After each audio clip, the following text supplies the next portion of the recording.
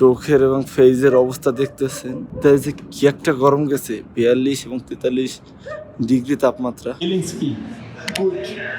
রাত বাজছে প্রায় 3, এখন এসে তাইফে পৌঁছাইলাম।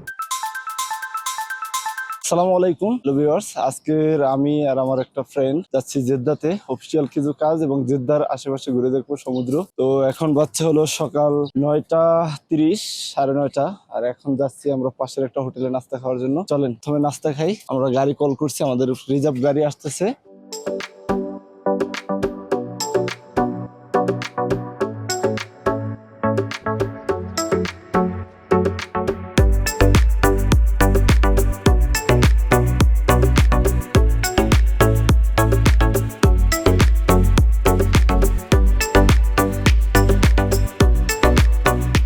ফ্রেশ হয়ে আমরা চলে যাচ্ছি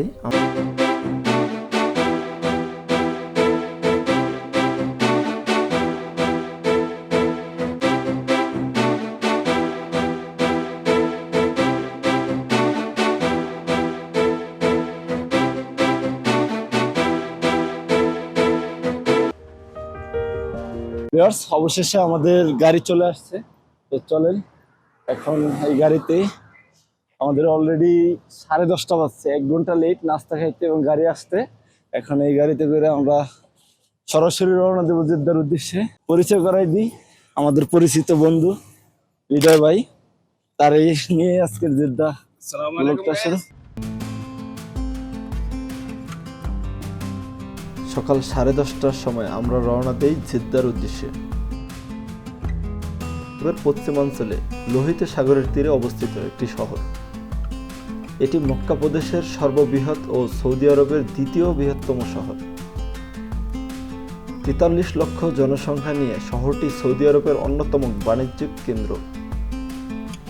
এটি মুসলিম উম্মাহর জন্য পবিত্রতম মক্কার নগরীর প্রধান প্রবেশপথ।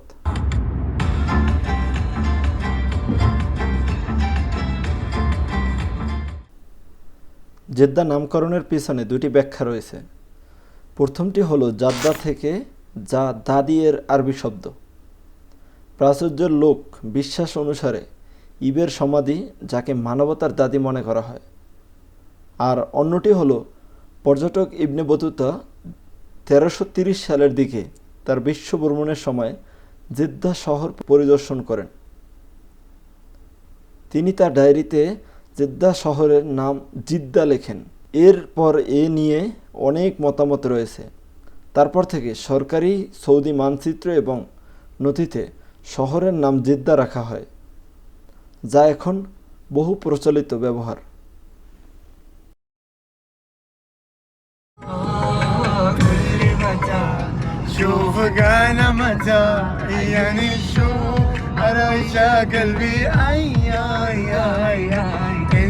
গাড়িতে থাকা বক্সে গান বাজিয়ে আলাদা আনন্দ উল্লাসে মেতে উঠল। যেতে যেতে রাস্তার দুপাশে থাকা অসাধারণ ভিউ দেখতেছিলাম।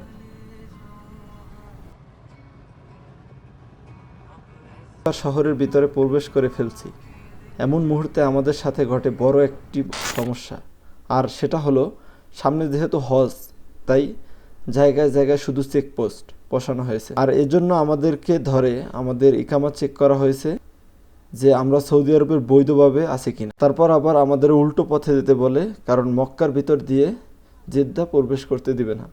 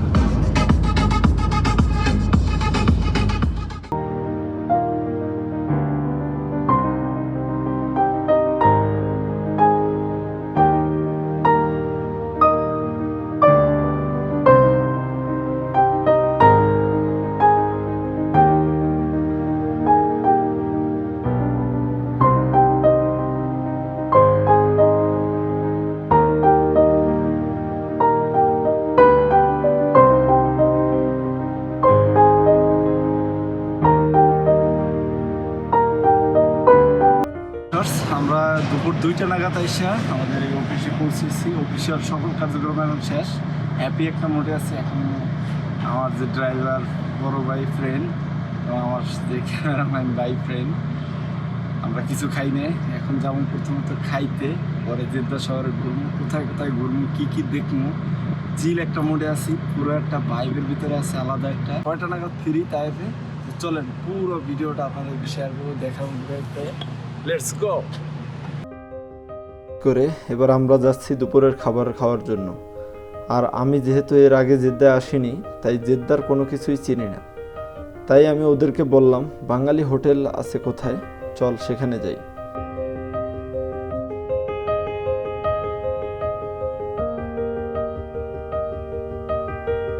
অনেকক্ষণ খোঁজাখুঁজি করে বলে বাঙালি হোটেল অনেক দূরে। তাই সময় যেহেতু অনেক হয়েছে এবং আমাদের বেশ ক্ষুধাও লাগছে, তাই আমরা চলে যাই আফগানি একটা রেস্টুরেন্টে। অবশেষে আমরা খাবারের জন্য সৌদি আরবের অন্যতম জনপ্রিয় মাগলি এবং সাথে চাল নিয়েছি। ومع مشروبات تيني اقتراحها ديو شنو؟ ومن مويه من بعد كيلو هو كيف؟ مقلي حساب الطحين ولا بعد؟ ايه مقلي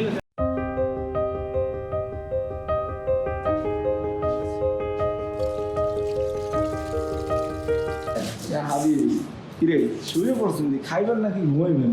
এটাকে কেন আসছে? দুইটাই আয় হ্যাঁ। ওরা ফিলিংস কি? good. Good. I'm very excited today because today I'm coming in Jeddah. হয় বাট হয় Because I'm coming Jeddah for my investigation. Because there is people too much bloody assholes. তো ভাইরা আমার আজকে বেশি ক্ষুধার কারণে সে এখন সালাদ খেতেছে। দেখো সময় কত এখন, 5:51। বুঝতে পারছি সকালে খাইছি, নাস্তা খাইছি লাইক দ্যাট 9:30, মানে 9:30 নাগাদ। তারপরে শুধু পানি আর মাঝখানে একটা রুটি, ব্রেড সামথিং।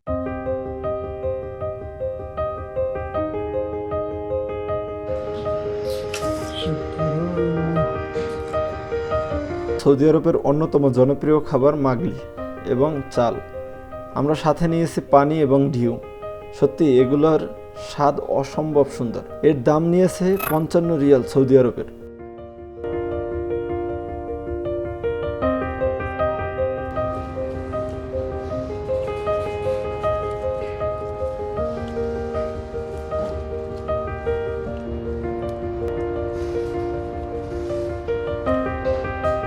অস্থির, হ্যাঁ?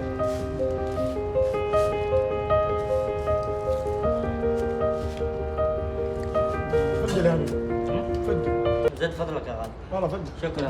عفوا والله শেষ করে আমরা রওনা দিচ্ছিলাম জেদ্দা সমুদ্রের পাড়ে। কিন্তু আমাদের সাথে যে ফ্রেন্ডটা আছে, ও আবার কিছুদিন আগে দেশ থেকে এসেছে এবং নতুন সদ্য বিবাহ করে। তো তার একটা মামা থাকে জেদ্দাতে। যেহেতু জেদ্দায় আসলাম, তাই রিকোয়েস্ট করছিল মামার সাথে একটু দেখা করে যাই। সো যেই কথা সেই কাজ। মামার সাথে দেখা করার পর মামা বলতেছে ভাগ্নারা আসছে, অবশ্যই কিছু খেতে হবে। আমরা তো সবেমাত্র খাবার খেয়ে আসলাম, কিন্তু কোনোভাবেই মামাকে বোঝাতে পারছিলাম না, না খেলে হবেই না। তাই মামার রিকোয়েস্টে চলে গেলাম বাংলাদেশি একটা দই মিষ্টির দোকানে।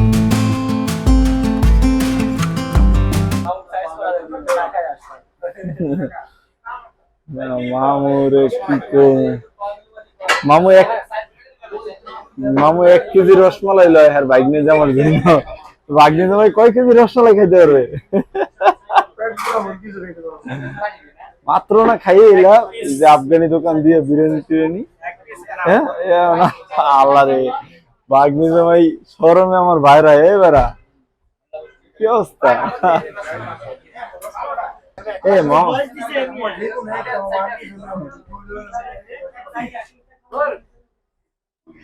মামা গাড়িতে বাড়ি কি লোক আছে নাকি, বাড়ি আছে নাকি আমাদের?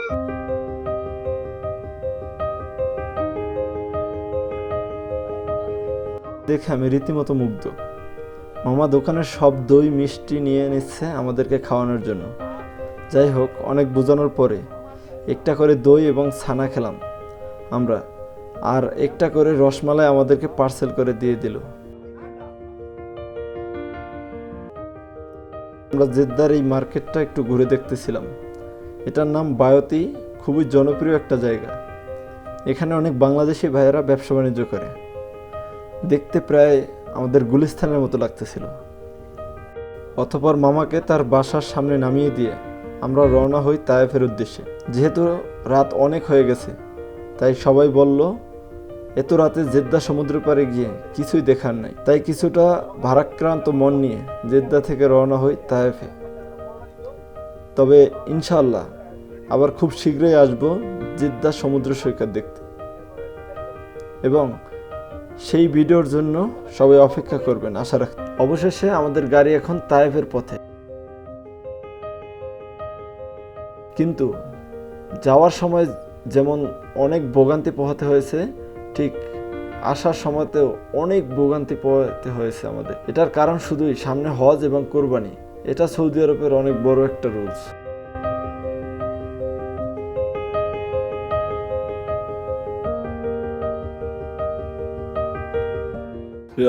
রাত বাজছে প্রায় 3টা, পৌনে 3টা, আর এখন এসে তাইফে পৌঁছাইলাম। তো আজকের সারাটা দিন এই যে 17-18 ঘন্টা কি একটা গেল সকাল থেকে, তা পুরো ভিডিওতে ডিসক্লেম করার চেষ্টা করব, ডিটেলসে বলবো ইনশাল্লাহ। তো এখন একদম গভীর রাত, প্রচন্ড পরিমাণ টায়ার্ড। আমার সাথে আমার ফ্রেন্ডরা, ড্রাইভার আর আমি মোটামুটি সজাগ ছিলাম। বাকি যে ফ্রেন্ড সে ঘুমাইছে ভরপুর।